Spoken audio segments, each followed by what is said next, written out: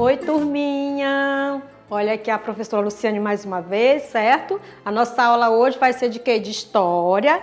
Na nossa aula de história, nós vamos falar sobre a história das moradias. Vamos conhecer um pouco, né, da história das moradias, tá bom?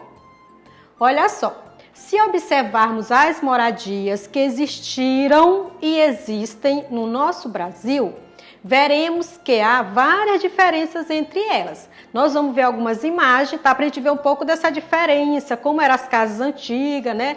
E como é que tá as casas mais atuais de hoje.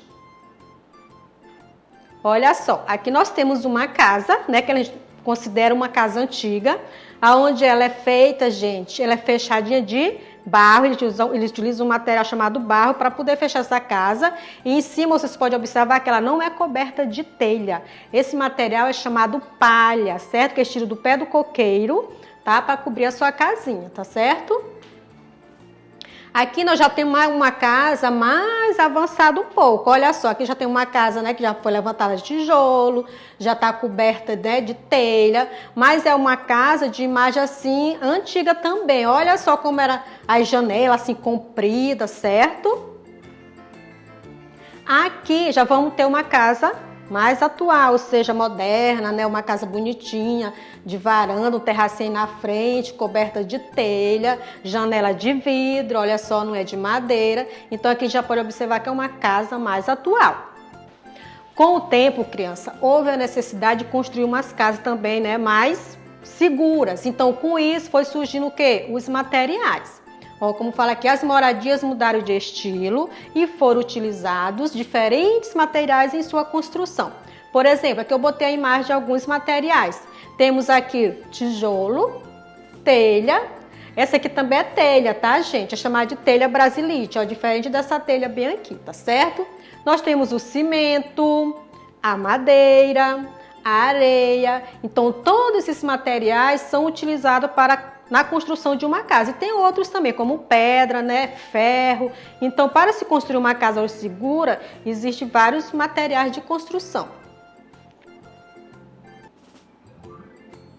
Encontramos também moradias construídas em lugares impróprios, como em morros, margens de rodovia e sobre a maré. Vamos ver algumas imagens aqui. Olha só, criança. Essas construções aqui, ó, que foram construídas em lugares impróprios, ou seja, no morro. Olha só, se acontece, como está mostrando aqui, ó, aconteceu o deslizamento, que a gente vê muito acontecendo hoje, principalmente no período de chuva, certo? Então, ó, desabou e o que aconteceu? Vai atingir as casas que estão aqui embaixo, tá? E aqui já está mostrando o quê? Casas construídas em margens de rodovias. Outro perigo também. Por quê, professora?